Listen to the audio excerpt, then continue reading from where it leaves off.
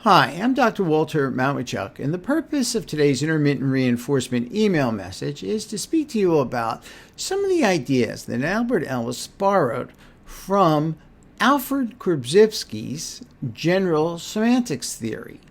General semantics is a fascinating approach to human relations and language, and it emphasizes the role human language has on our emotions and how we react to life and attempt to solve problems. Albert Ellis was very much impressed by this theory and saw how it would help people adapt to adversity. One of the principles ideas of general semantics theory is to adopt what is called a process orientation. The idea here is to view people in life as a process, not as static entities that we categorize. There's also an emphasis in general semantics theory to show people to go from a bi-valued way of thinking to a multi-valued orientation, or thinking along a gradient.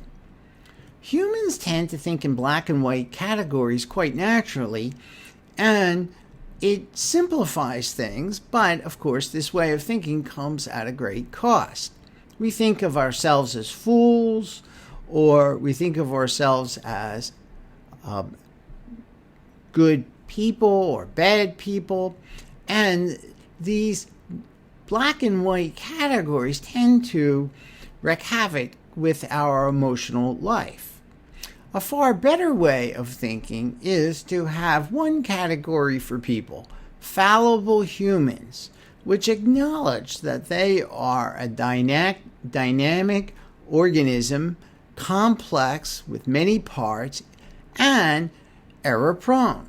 Then what can be rated, evaluated, and put into categories, multiple categories, are their parts. Borrowing from general semantics theory, there's an emphasis on discerning difference rather than lumping things into two categories. It does take some effort to implement these ideas, but it has a great value as you begin to see difference and acknowledge the uniqueness of people and of moments in life. So I encourage you to read today's intermittent reinforcement email message and think about it and begin to take an idea or two from it and attempt to implement it in your life. I would also encourage you to attend my free Rational Emotive Behavioral Conversation Hour on Zoom, which is held every Saturday at 9 a.m. in Philadelphia, which is 2 p.m. in the UK, 4 p.m. in Bucharest, 6:30 in New Delhi, India, and 11 p.m. in Tokyo, Japan.